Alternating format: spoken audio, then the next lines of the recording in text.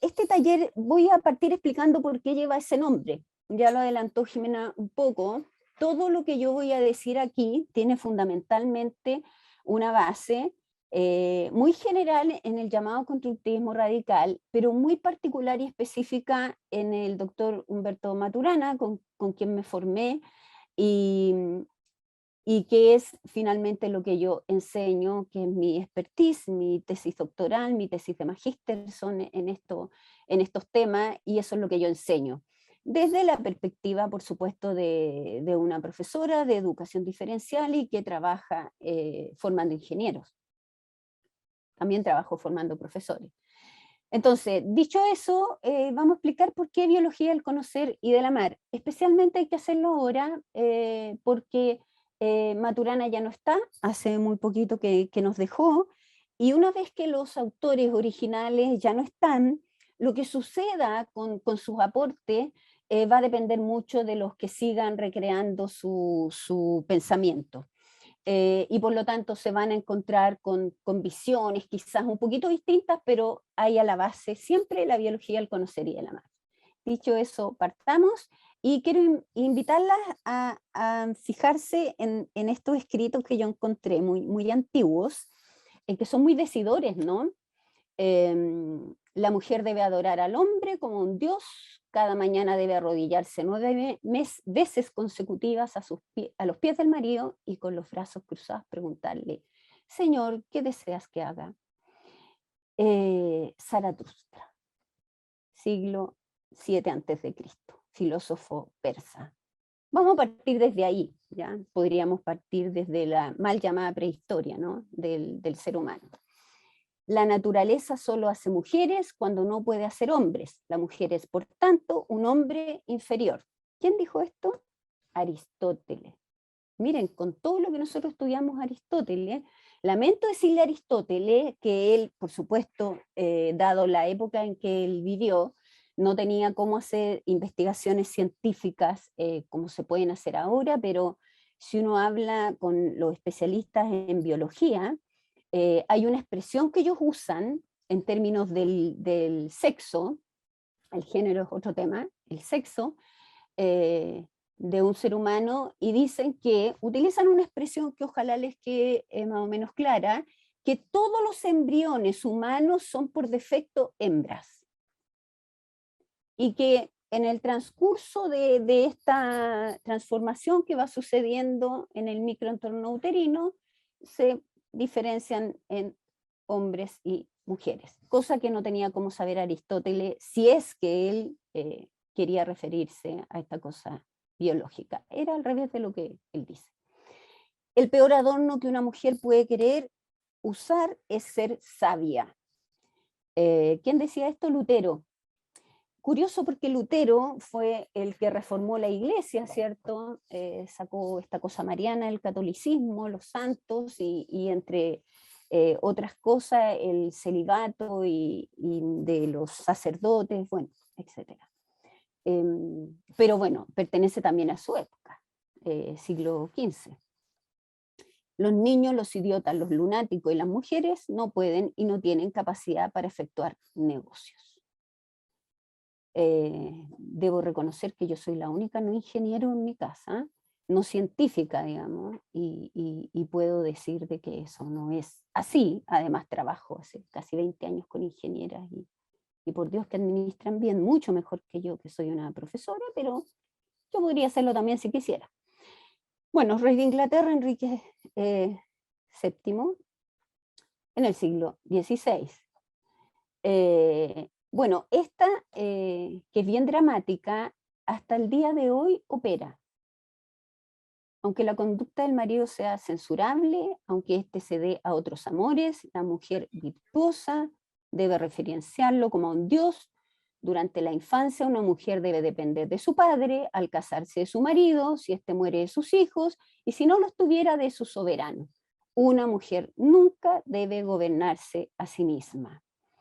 Y estas son las leyes de Manu que imperan aún en la India, donde seguramente alguna cercanía ustedes tienen con lo que culturalmente sucede en India con las mujeres, y que no solo con las mujeres, sino que con las castas de acuerdo a la que tú perteneces. Y está claro de que un hijo, incluso soltero, porque perdió a su padre, no puede casarse porque tiene que encargarse de su mamá y de sus hermanas. ¿Ya? Eso es su deber. Así que esto nos ha pasado. Somos el presente de una historia en un devenir constante, donde estamos situados en este momento, hace muchos años ya, desde los años 40, con un movimiento feminista que ha tenido sus pics, ¿cierto?, de manifestaciones en algunas épocas, que ha vuelto a tomar mucha fuerza y que, bueno, tiene algunas demandas ahí en términos de lo que ha pasado con las mujeres históricamente. Aunque, sin duda, que lo que nos convoca ahora no es precisamente el movimiento feminista, sino que ver cómo esta cultura que era capaz de hacer estas afirmaciones, ¿no?, que acabamos de leer, algunas de ellas todavía se sostienen. No traje las de los talibanes porque quería darles la oportunidad a los talibanes de que se reivindicaran un poco a propósito de que ellos dicen que vienen ahora con una postura distinta, pero lo último que escuché hace muy poquito fue que siguen considerando a las mujeres fábricas de hijos para ellos, porque para eso son fábricas de hijos para ellos, y es todo lo que les importa de las mujeres, o sea, este sentido utilitario de tener hijos a través de las mujeres, ¿ya? Que es un poco la... Entonces, coexistimos con eso. Y es decir, que nosotras, en la cultura que vivimos, en democracia, en libertad, en la cultura occidental, judeo-humanista cristiana, que es nuestro acervo cultural, por supuesto que estamos en otra parada. Y estamos preocupados de una cosa que pareciera ante esta realidad de vivir bajo un régimen tan extremista como el talibán y tan fanático, pareciera que son pequeñeces, y yo me alegro porque quiere decir que nosotros hemos avanzado mucho más como sociedad y como cultura occidental, y que sin duda no tenemos que estar lamentando lo que está pasando en estas culturas tan extremas y tan discriminadoras con las mujeres. Pero llevamos 3,5 millones de años desde los primeros vestigios humanos hasta la actualidad, eh, siglo XXI, y seguimos en el devenir. Y la invitación entonces es saber cómo es que generamos ese modo de vivir, cómo somos partícipes de una cultura, entendiendo por cultura modos de hacer, pensar y sentir, es decir, modos de vivir y convivir. No confundir el concepto de cultura como cantidad de conocimientos que tengo, sino que más bien en su acepción básica como un modo de vivir. Por lo tanto, no hay seres humanos con más o menos cultura, sí con distinta modo de vivir y por lo tanto distinta cultura. Entonces, este taller lo vamos a concebir, y yo las voy a invitar a concebirlo, o los voy a invitar a concebirlo, las y los, como desde una mirada sistémica, desde entender de que es un modo de mirar, y cuando nosotros miramos desde acá, todo lo que hacemos se ve desde esta mirada, es decir, distinguimos el mundo que vivimos de acuerdo a esta mirada. Lo que pasa es que muchas veces lo que hacemos es pensar que ese mundo está allá y no tiene que ver conmigo, especialmente porque a mí no me gusta el mundo que vivo, o hay cosas que yo quiero cambiar, entonces pareciera que no tienen que ver conmigo, y esa es una trampa cultural que es bueno que la miremos. Bueno, este dibujo, que es de Antonia Reyes Montealegre, creo que lo hizo el 2020 o el 2021, o sea, hace muy poquito tiempo, en una clase que ella tenía con Maturana. Alguien me lo regaló, pero yo quiero contar que es de ella. Un dibujo hecho en el cuaderno ahí a mano, como lo verán, pero muy, muy aceptado. Me sirve para explicar por qué biología del conocer y del amar, porque es llamativo cuando a mí Maturana me dijo en los años 80 que su curso se llamaba biología del amar. Yo dije, oye, ¿qué me va a enseñar? Y pensé un montón de cosas y de manifestaciones fisiológicas cuando uno se enamora. Eso fue lo que yo pensé, porque no sabía de lo que él hablaba, obviamente. Entonces, Biología, primero que nada, porque todo fenómeno humano es un fenómeno biológico. Todo fenómeno humano es un fenómeno biológico, por una cuestión básica y fundamental. Somos seres vivos. Y como somos seres vivos, somos seres biológicos. Ahora, una clase especial de seres vivos, sí, somos animales. Ojo, somos animales. No somos vegetales, no somos minerales, no somos fungi, no somos moneras, pero somos animales. Y les digo esto porque hemos usado la animalidad como para ofender a otro, para decir que otro parece animal o se cree que somos animales. Sí, somos animales.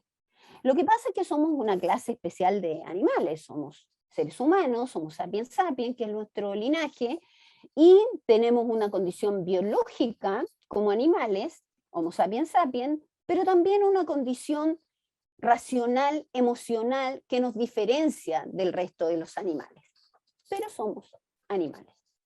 Entonces, biología, porque somos seres vivos y porque somos animales.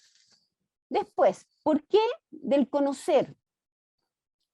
Bueno, porque cómo aprendemos y cómo conocemos funda cómo vivimos. Y las concepciones que yo tenga de cómo conozco, de cómo aprendo, de alguna manera fundan todas mis distinciones.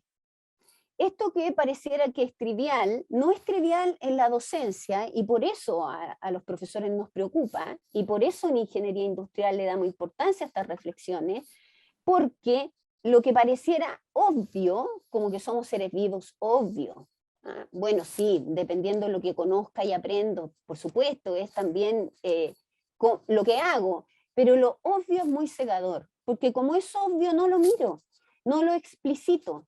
Entonces, de repente hay cosas que tenemos que explicitar. Y cuando uno empieza a agudizar la visión en esto y se da cuenta de que hay un ser humano ahí histórico, por ejemplo, todos los estudiantes nuestros que llegan a la Facultad de Ingeniería y a toda la universidad, llegan desde una historia, no llegan en blanco. Y desde esa historia empiezan a participar de este encuentro en la universidad en sus distintas carreras, en este caso en la Facultad de Ingeniería, donde esa experiencia está ahí a la base y donde lo que hace el encuentro en su formación inicial en ingeniería es precisamente ampliarle esa mirada, pero desde donde él está. Y seguramente eso se va a transformar. Las carreras duran lo suficiente como para que haya una transformación de mirada entonces y de concepción del vivir y por lo tanto en la convivencia. Entonces, el conocer es fundamental, pero para entender cómo conocemos tenemos que ver cómo aprendemos. Y finalmente del amar, porque Maturana sostiene y muestra científicamente, cosa que si tenemos tiempo lo vamos a hacer aquí, cuando digo científicamente digo con explicaciones científicas, y no estoy devaluando otro tipo de explicación, sino que trayendo a la mano de que Maturana era un biólogo. Por mucho que lo hayan querido poner como filósofo, y de hecho hay mucha gente que habla de él como filósofo, cosa que a él no le molestaba, en tanto se entendiera que él es un filósofo natural. Es decir, que como todo científico hace filosofía natural, es decir, desde las ciencias naturales, con una salvedad en el caso de él, que él hizo un puente entre las ciencias naturales y las ciencias sociales, que unió estas dos ciencias y que nos puso en el interés de STEM, aunque STEM quizás, que se está desarrollando recién en el mundo y no en todos los países, no lo tenga tan claro. Pero darnos cuenta que esto de separar las ciencias como las ciencias duras y las ciencias no tan duras o más blandas como las ciencias sociales no tiene mucho sentido. No tiene mucho sentido si uno entiende que lo que hay son dominios distintos y que dependiendo del manejo que yo tengo en esos dominios es cómo voy a vivir y convivir. Esa es la invitación que le estamos haciendo con este taller. Veamos cómo construimos esto. Bueno, a la base de lo que yo voy a decir, yo voy a hablar de biología del conocer y el amar y voy a decir que yo voy a maturanear porque voy a enseñar lo que Maturana enseñaba desde poner el acento entonces en la biología del conocer y el amar.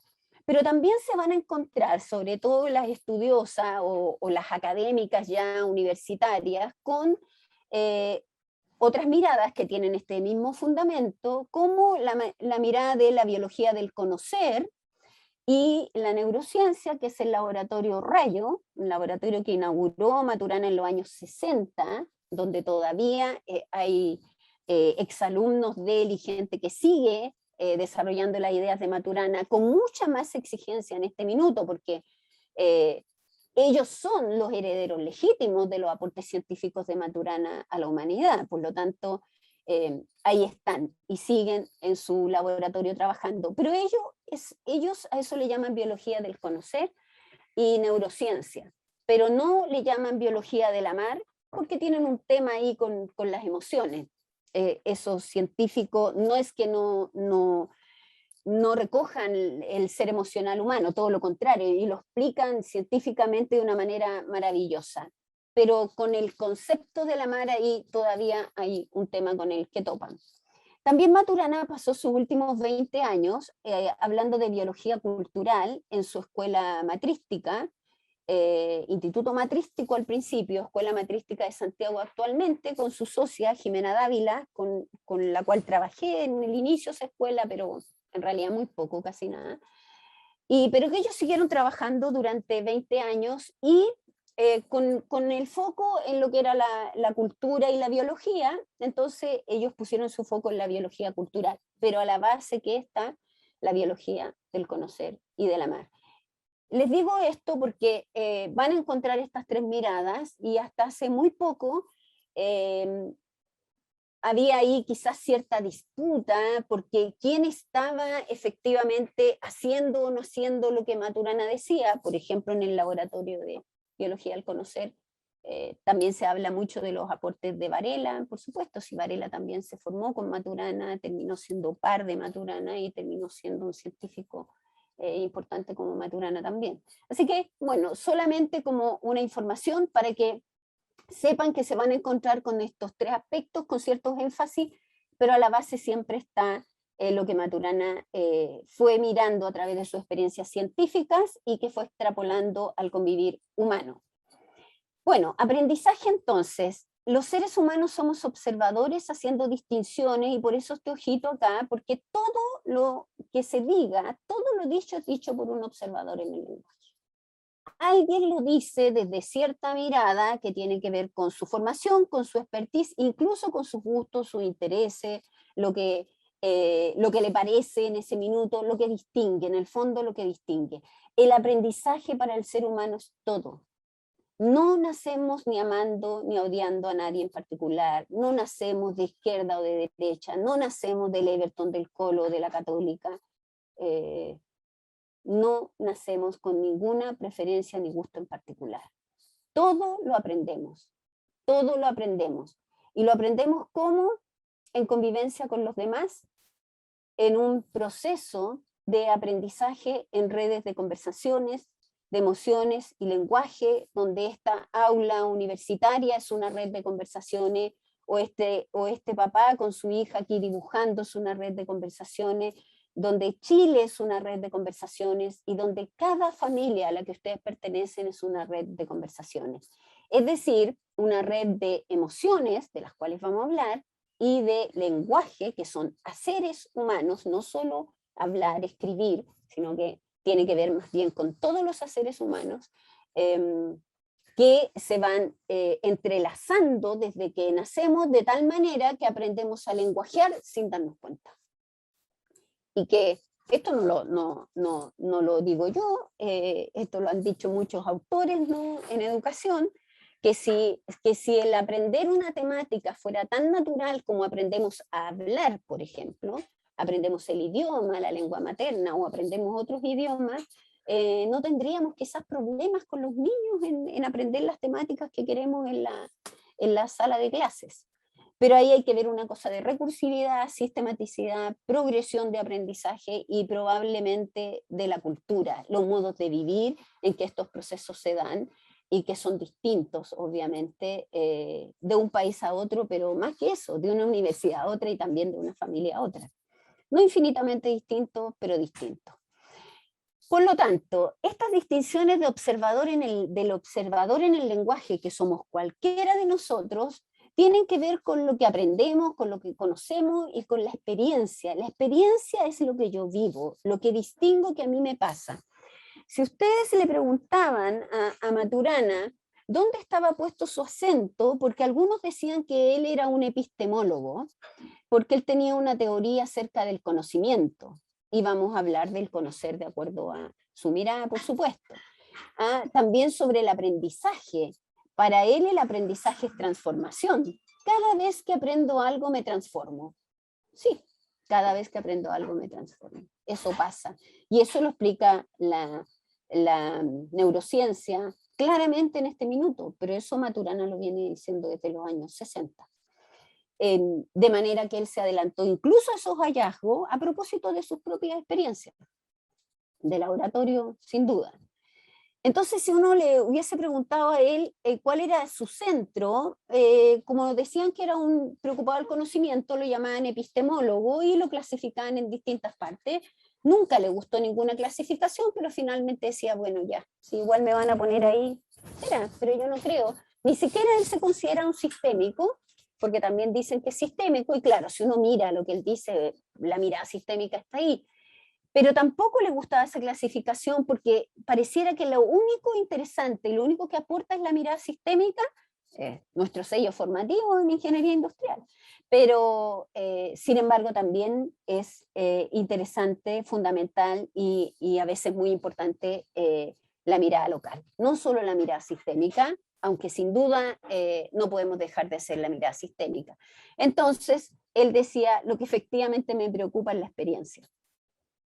Porque la experiencia es lo que este observador, un ser humano que tiene 5 años, 7 años, 10 años, 15 años, 20 años, 60 años, como yo, es lo que vive.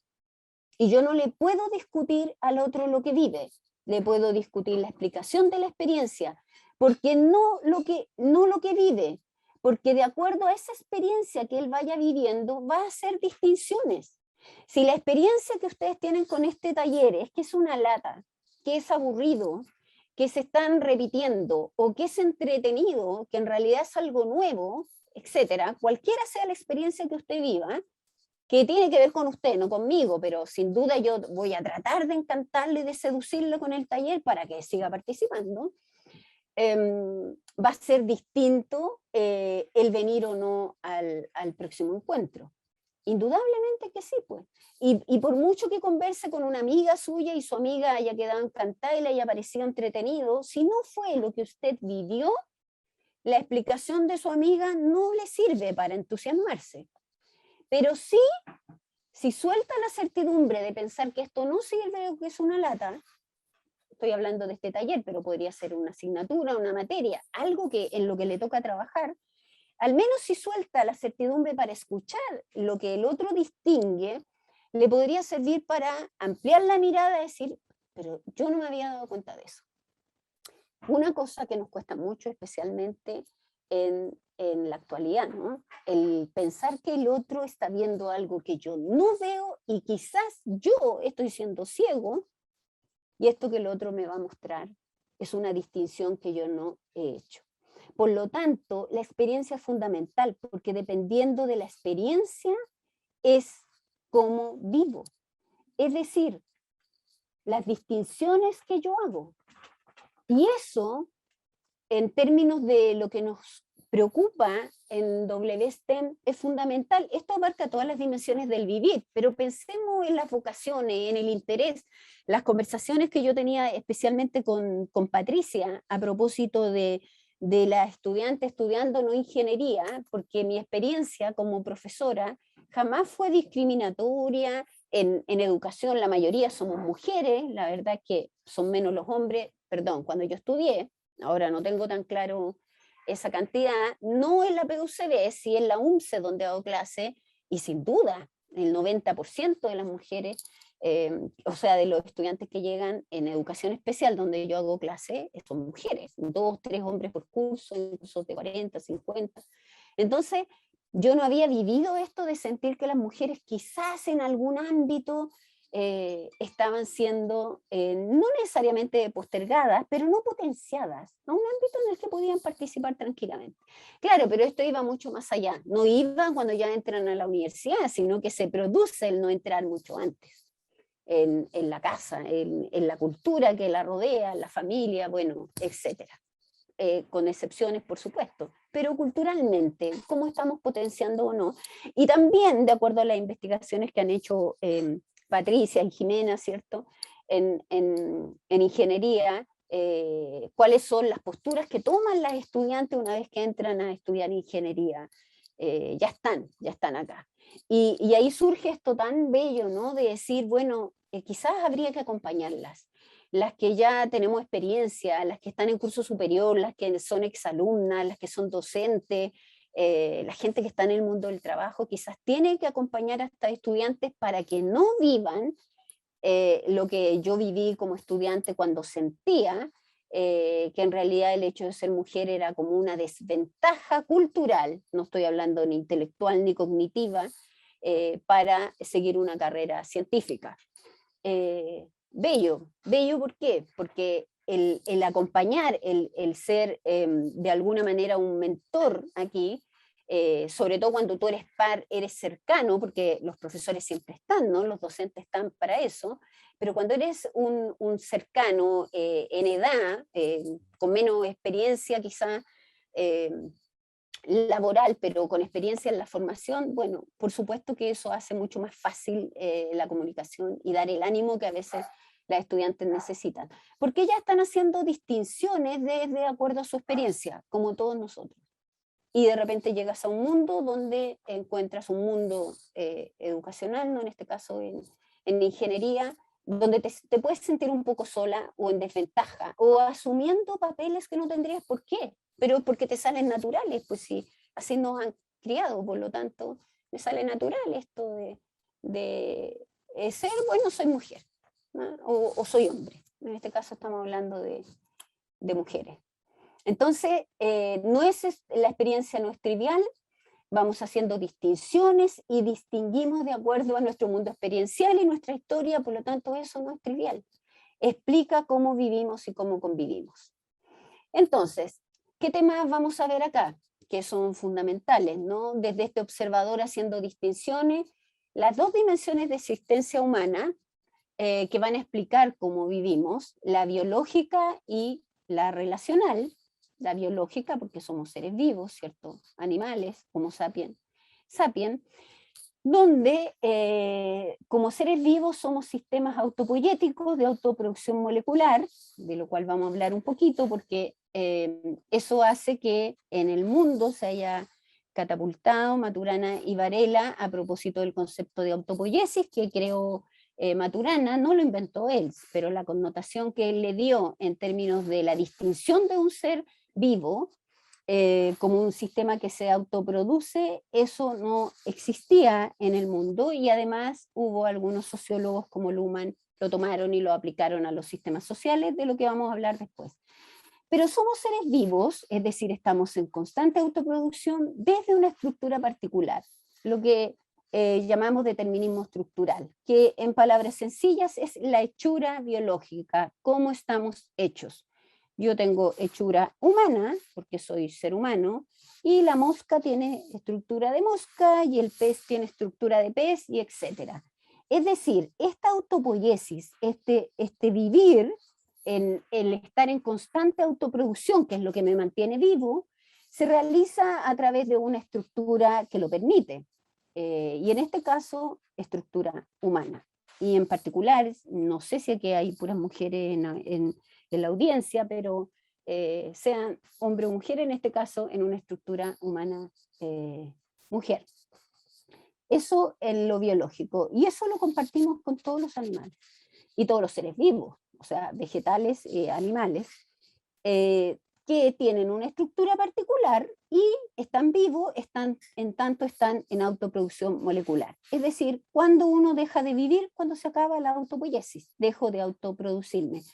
A diferencia de los seres no vivos, que son fabricados, que no se autoproducen. Nosotros partimos de una célula, a propósito del encuentro de dos gametos, óvulo, espermio, y listo. Y ese cigoto comienza a autoproducirse tal que a la semana 12 ya tenemos un ser humano completo en un útero que quizás la mamá ni siquiera se ha dado cuenta que lo tiene, pero ya está completito a las 12 semanas.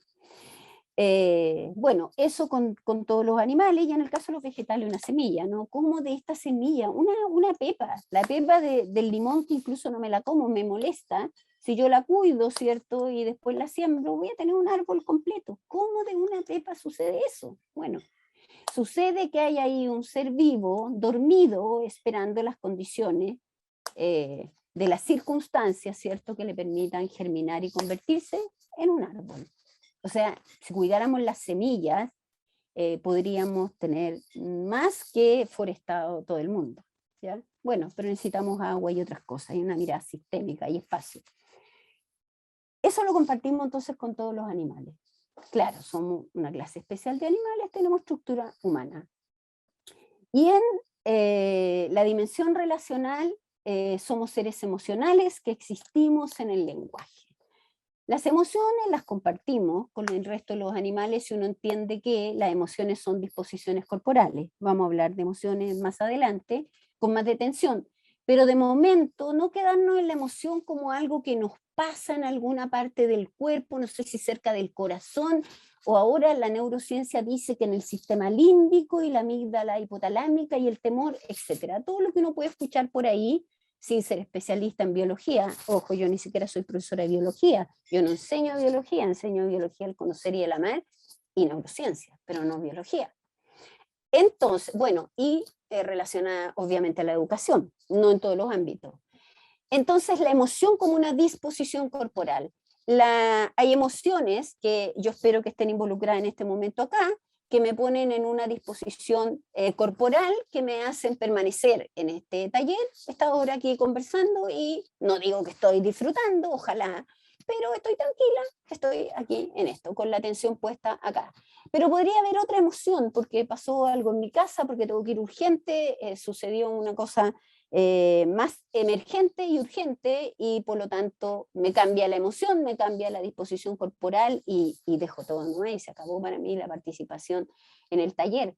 La emoción entonces como disposición corporal que funda no solo lo que hago, sino incluso como razón. Por eso cuando estamos en emociones como enojo, como miedo o como eh, a veces incluso envidia, somos tan torpes. Somos muy torpes en lo que hacemos y en lo que decimos y en lo que pensamos. Y además somos seres lenguajeantes, y eso es privativo de los seres humanos, porque todos los animales tienen disposiciones corporales, no tienen la gama de emociones humanas, por supuesto, eso lo vamos a ver después, pero tienen disposiciones corporales. Sin embargo, el lenguaje es privativo de lo humano, una cosa que la decía Darwin, ya no surgió en la biología, el conocer y el amar, pero la distinción del lenguaje como coordinación de haceres recursivos sí es de la biología, el conocer y el amar, porque hasta antes de eso, todo lo que se decía del lenguaje tenía que ver como instrumento de comunicación.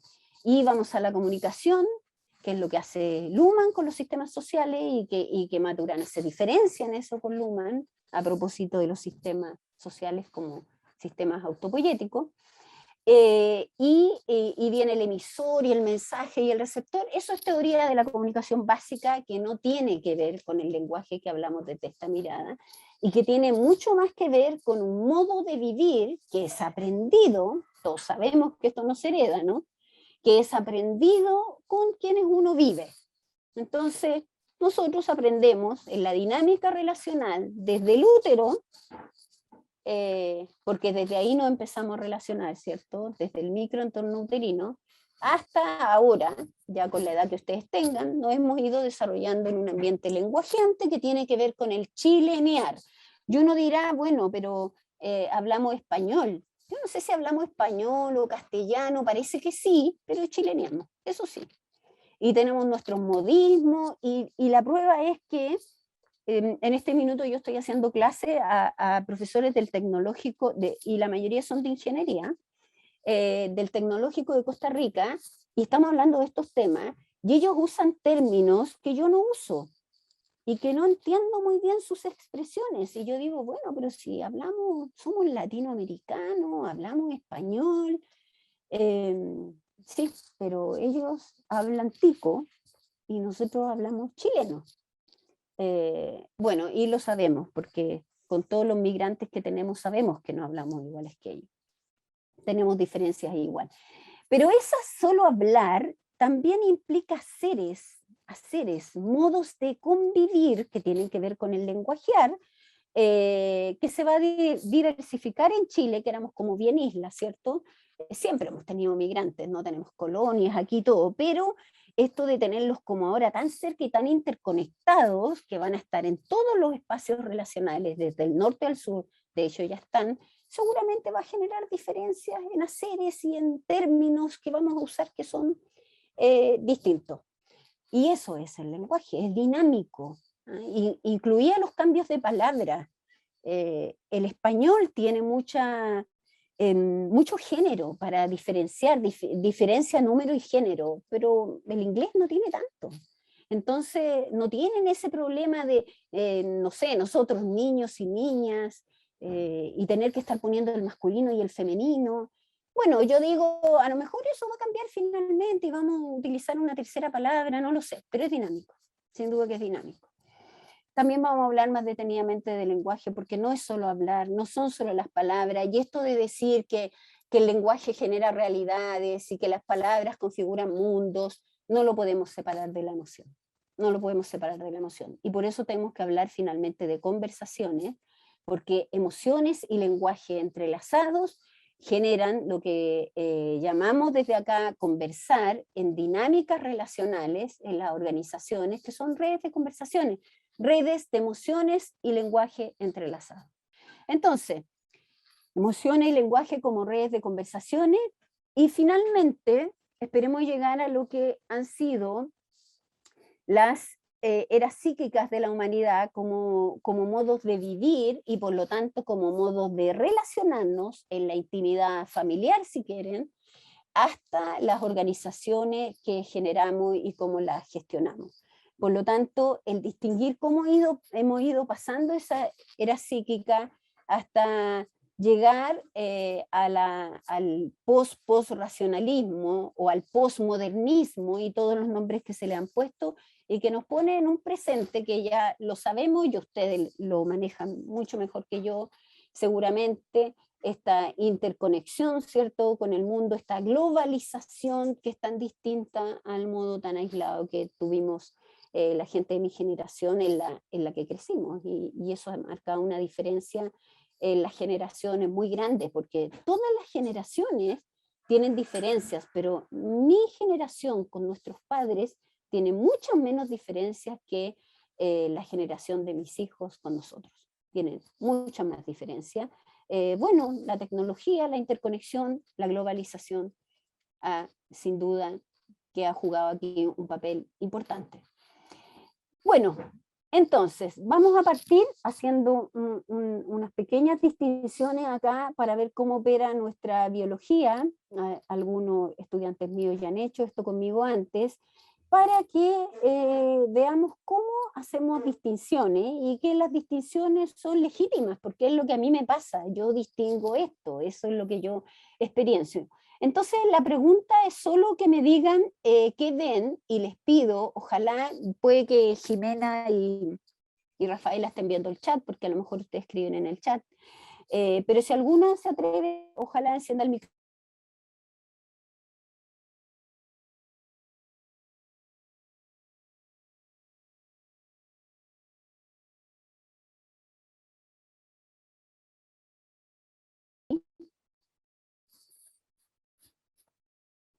Como puntos que se mueven un poquito. Ya, como puntos que se mueven un poquito, ¿cierto? ¿Qué pasa? Círculos blancos y negros. Ya, círculos blancos. Colores. Y mixtos. ¿Perdón? Alison, ¿dijiste algo? En el centro de la imagen se ven más oscuros, los círculos en el centro se ven más oscuros. Ya, se ven más oscuros. Pero ven como movimiento, ¿no? ¿O no ven movimiento? Sí. Sí. Yo veo como que del centro se sale un poco la imagen. Ya, ok, Una parece que esfera. sobresaliera una esfera, claro. Sí. Exactamente. ¿Qué pasa si yo les digo que miren un solo de esos circulitos del centro fijo? ¿Se sigue moviendo, sobresale o no? No. Ya no se mueve. No. No, ya no. Ya no se mueve, ¿cierto? Ni sobresale. Bueno, esto, que es un juego, ¿cierto? Una ilusión óptica, nos sirve para mostrar algo bien fundamental y que muchos de nosotros lo ignoramos. Es que el movimiento de esta figura está en su retina, no está en la figura. Si no, usted no podría detenerla. Por mucho que fijara la mirada, no podría detenerla. Está en su retina. Y estas cosas que empezó a encontrar Maturana ya en el año 59 en el MIT, a propósito del estudio de la visión de la rana y un montón de experiencias, si ustedes ponen eso en YouTube van a encontrar el video, Maturana no se ve, aparece el otro científico, pero Maturana está ahí con él haciendo la experiencia, un video muy antiguo, ¿no? Y lo que había en el año 59 para hacer esta experiencia, ahora la tecnología facilita todo. Pero él empezó a preguntarse entonces, bueno, si esto pasa, si lo que le pasa a la rana cuando distingue a la mosca, o no la distingue, o distingue esto o no lo otro, no voy a hablar de toda la experiencia, o el movimiento o el no movimiento, ¿cómo operará entonces la visión humana? Porque pareciera, y esa experiencia lo demostró, y la han repetido muchas veces después, demostró de que la rana distinguía más bien de acuerdo a la estructura de su retina, no de acuerdo a lo que había allá afuera, ese objeto externo. Eso tenía que ver con su estructura. Bueno, a nosotros nos pasa lo mismo. Este dibujo o esta ilusión óptica está hecha con colores, sombra, distribución, brillos y no brillos, etcétera, para provocar que nosotros veamos movimiento, porque hay ciertas partes de la retina que se gatillan con los fotones, la dispersión de onda, la composición espectral de la luz, todo lo que está implicado en la visión, de manera que nosotros vemos movimiento. Pero el que usted pueda detener la figura, y por eso traigo esta figura a la mano y las otras que voy a mostrar, es para entender de que no hay una figura externa que hace cosas independientes de lo que usted percibe de acuerdo a la estructura de su retina. Entonces, todos los animales, y en particular los seres humanos, operamos de acuerdo a nuestra estructura. Y en este caso distinguimos de acuerdo a la estructura de nuestra retina. ¿Ven algo ahí?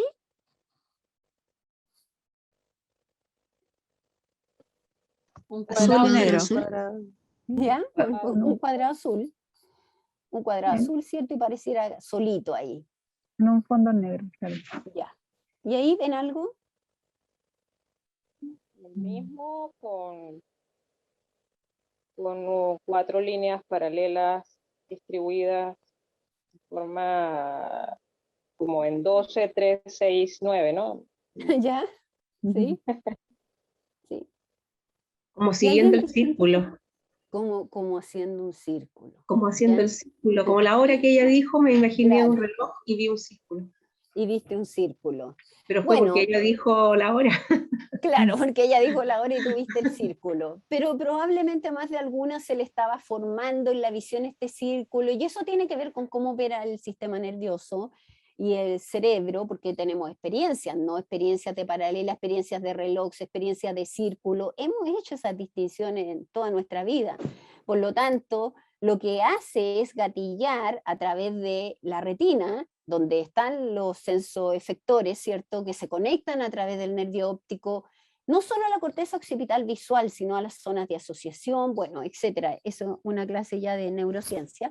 Pero gatilla flujos de cambios de relaciones de actividad que ya tienen que ver con la estructura de nuestro cerebro. Entonces no es extraño que tendamos a formar ahí el círculo. ¿Cómo lo explican la gente que le da vida al cerebro como si el cerebro fuera el pensante? Al cerebro piensa, no, piensa el ser humano, no el cerebro. Pero bueno, como que el cerebro trata de buscar algo parecido a su experiencia. El cerebro no hace nada de eso. Lo que pasa es que se le gatillan cambios de relaciones de actividad neuronal. si alcanzamos a hablar un poquito del sistema nervioso, me gustaría decirle algunas cosas para que vean que uno puede explicar coloquialmente que el cerebro toma decisiones, pero el cerebro no toma decisiones, quien las toma es el ser humano, el que vive la experiencia. Pero por eso formamos este círculo. Y el hecho que una haya comentado este reloj y que Matilde entonces haya distinguido el círculo, tiene que ver con nuestra experiencia. Y a ella se le gatillaron flujos de cambios de relaciones de actividad neuronal en circuitos neuronales, son esos efectores que ya tiene hecho históricamente. Y eso es aprendizaje. Imagínense lo que uno está diciendo cuando dice que quiere, yo como profesora, por ejemplo, y todas las profesoras que hay acá, que otro aprenda. ¿Qué es lo que quiero hacer entonces? Bueno, eso es lo que nos golpea la neurociencia y nos dice, oiga, eso le está pidiendo al estudiante cuando usted dice que quiere que aprenda. Que genere flujos de conexiones, de cambio de relaciones de actividad, tal que aprenda álgebra, por decirles algo.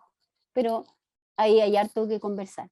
Yo sé que esta es muy conocida, ¿eh? Con una sola que me diga lo que ve, yo la traje por otro motivo, pero la hemos visto mucho esta, entonces aquí podemos al menos hacer dos distinciones.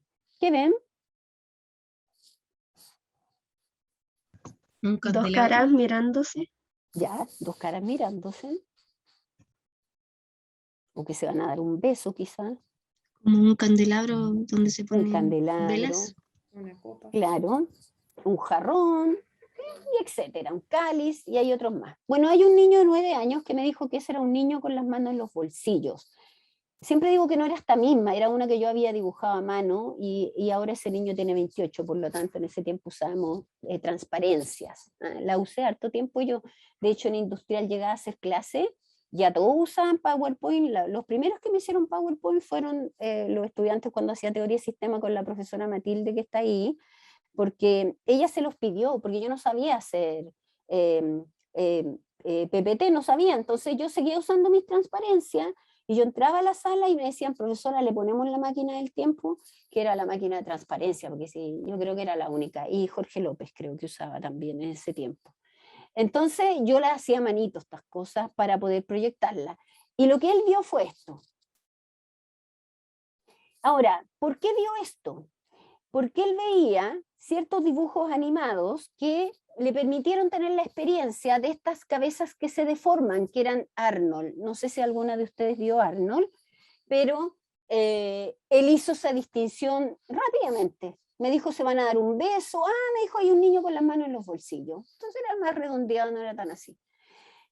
Yo nunca lo vi, no hay ningún adulto que me diga eso. Me lo dijo un niño de 9 años, pero apenas él me lo dijo, yo lo vi, y me pasó un poco lo que le pasó a Matilde. Con su comentario, él indujo la percepción, porque yo veía esos dibujos animados también, y por lo tanto, cuando él lo dijo, yo lo vi, pero si no me hubiese dicho, no lo veo. Esto que parece trivial no es trivial, porque la experiencia te permite hacer ciertas distinciones y otras no. Entonces, qué fundamental es que uno escuche lo que el otro te está diciendo, el otro que puede ser tu hermano chico, tu pareja o tu mamá. Porque te está mostrando algo que tú no has visto y a lo mejor no es de tu mundo experiencial. Entonces, si yo no hubiese visto a Arnold, yo habría dicho, pero ¿dónde hay un niño con la mano en los bolsillos? Y seguramente, porque siempre me he preocupado de escuchar a los niños, sin duda que se me deben pasar cosas como a todos, pero tengo una atención especial con los niños, seguramente yo le habría dicho, a ver, muéstramelo o dibújamelo, pero no necesité hacer eso.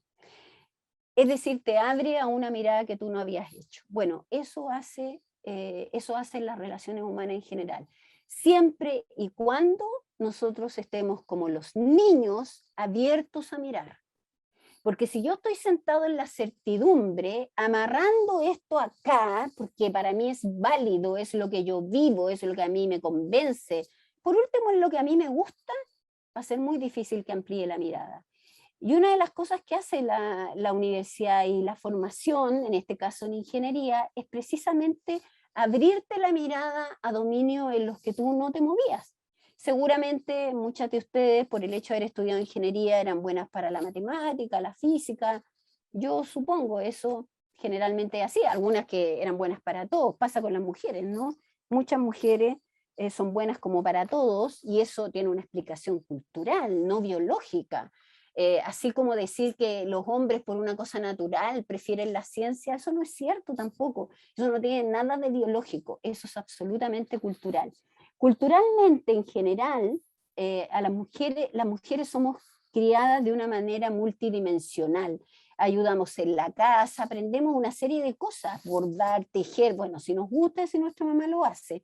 Pero yo alcancé a ir a una escuela donde me enseñaran a bordar, chiquitita, nos enseñaban era parte, parte del currículum. Mientras nosotros hacíamos eso, los hombres del curso estaban jugando a la pelota. En todo caso era una escuela unidocente, de primero a sexto básico, todos juntos en una sala, mi primera escuela.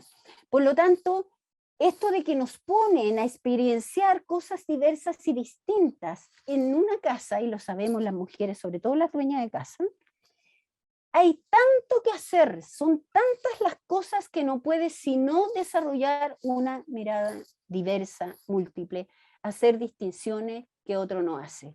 Y hay un chiste por ahí que me parece muy bueno, ojalá lo encuentre porque lo quiero poner en mis clases, no lo he encontrado, que Quedan muestra... 5 minutos de hoy. Quedan 5 Ya. minutos. Ya, gracias, Rafaela. Que muestra a un par de jóvenes preguntándose dónde está la moto, y le van a preguntar a la mamá. Y la mamá mira y dice, ahí está. Bueno, yo como mamá y como dueña de casa, tengo que decir que todo me lo preguntan a mí. Y no sé por qué yo sé dónde está todo. Debe ser porque yo me meto en todo, pues estoy en la casa, soy multidimensional. Bueno, la mayoría de las mujeres, no todas, y no tienen por qué ser tampoco, ¿eh? Eso tiene que ver también con tus gustos. Como quedan 5 minutos, yo quiero aprovechar de terminar esto. Distinción de niño, distinción de mamá, distinción de alguien de izquierda, distinción de alguien de derecha, distinción de un agnóstico, distinción de un católico, es decir, dependiendo de tu mundo experiencial son las distinciones que hacen, y eso explica que seamos tan diversos, y que en esa diversidad lo mejor que nos puede pasar es escuchar al otro respetuosamente, de manera de que nos amplíe la mirada. Ojo, no para estar de acuerdo con él, incluso para saber por qué no estoy de acuerdo con él, pero no desde el prejuicio, sino desde el haberlo escuchado. Ya, voy a terminar con esta escalera de Schrödinger, que voy a apurarla yo nomás, porque sé que van a ver una escalera invertida, un acordeón, muchas cosas me pueden decir. Pero esta distinción la hizo un niño de 6 años de primero básico de una escuela en Recoleta, donde yo trabajo mucho con los profesores ahí, o trabajaba ya hace unos años que no voy, pero trabajo mucho con ellos, o trabajaba mucho con ellos. Y este niño dijo todo esto, la escalera, incluso dijeron que había un pedazo de muralla que se había salido ahí, cosas interesantes. Y este niño me dijo que ahí había un lápiz que le habían sacado mucha punta por los 2 lados. Los voy a dejar con ese comentario a ver si lo ven. Y otro profesor, un profesor de educación física en el magíster, en la UNCE, me dijo que eso se parecía a la homocinética de un auto. Voy a ir primero al comentario del profesor, porque tiene que ver con su experiencia. Yo jamás podría haber visto la homocinética de un auto porque no la conozco, nunca la he visto ni me ha interesado, y la verdad que no me interesó tampoco conocerla después. Lo traigo a colación porque él dijo algo que yo no podría haber dicho ni distinguido, jamás, porque no tengo esa experiencia. Y el niño pequeño lo que vio fue esto. Entendiendo que los niños pequeños no usan portamina, no pueden usar portamina porque no tienen la motricidad para manejar un portamina, aunque sea 0,9, las quebrarían todas. Bueno, yo todavía las quebro a los 60, pero eso tiene que ver porque soy atarantada. Pero los niños no tienen todavía el desarrollo psicomotor fino para hacerlo, usan lápiz mina. Y bueno, los lápices mina, tú le sacas punta por los 2 lados y puede quedar así de chiquitito como ese. Distinción de niño nuevamente. Entonces, ojo, la experiencia que tenemos, las distinciones que hacemos no son triviales en la convivencia humana, son fundamentales. No podemos desentendernos de ellas porque incluso convivimos de acuerdo a ellas.